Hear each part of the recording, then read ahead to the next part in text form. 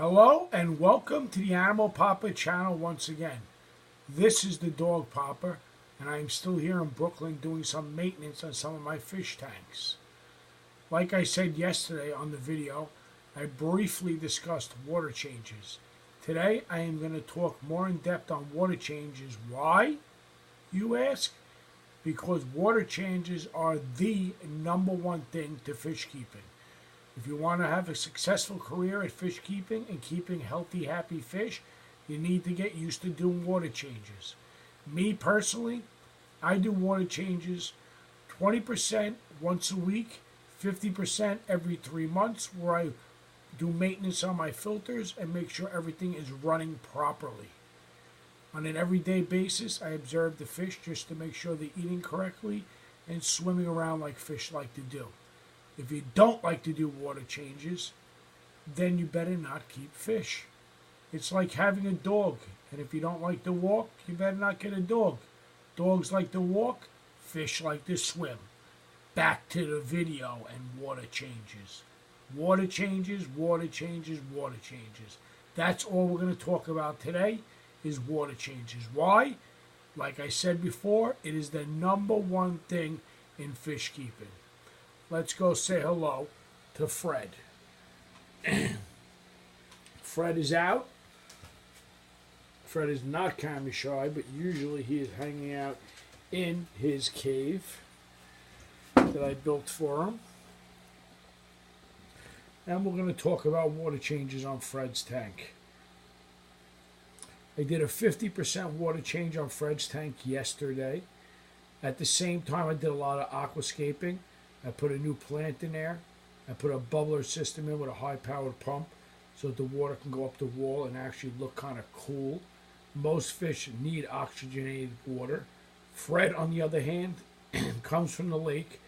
He's used to living in low oxygenated water and also living in shallow water. That's why I don't have Fred in a high tank. I have him in a long tank. Plants is the next key thing to keeping your water clean.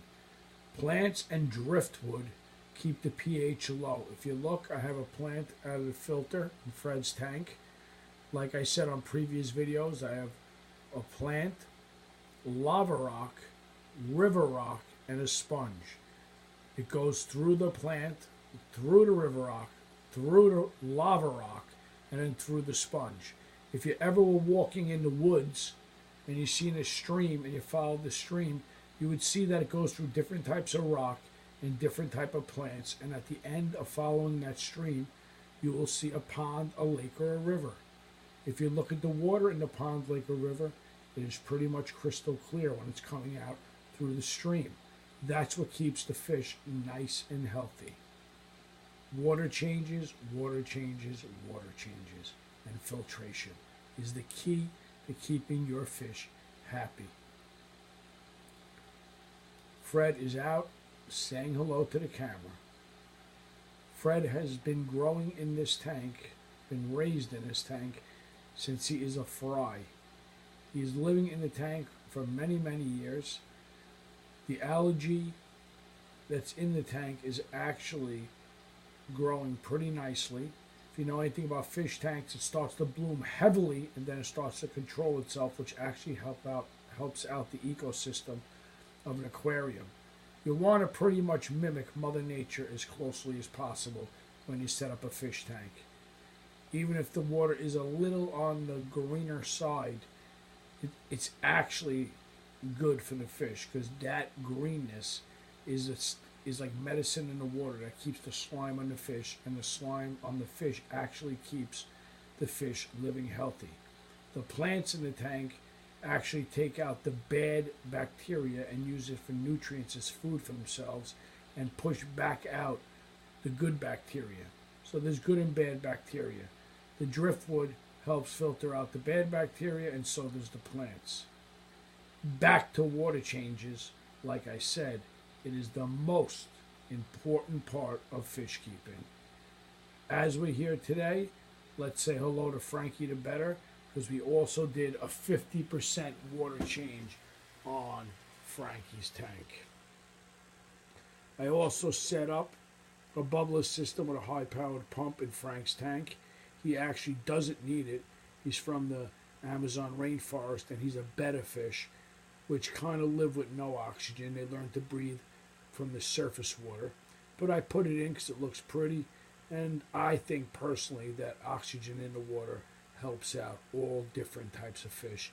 Whether they really learn to live with it or not, that's besides the point. I think that oxygen definitely helps in the health and happiness of fish keeping. I also did a 50% water change on Frank's tank, and I also maintained the filter and cleaned it out on a 3-month checkup like I normally do, just to make sure everything is running right and to make sure that the good bacteria and the bad bacteria are being filtered out the way they're supposed to be.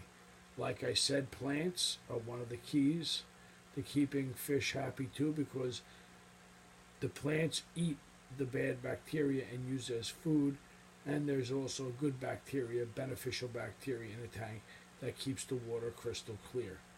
Once again, water changes and filtration are the key to being a very successful fish keeper.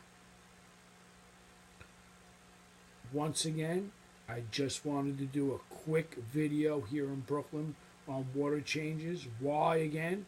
Because water changes are the #1 thing to keeping fish.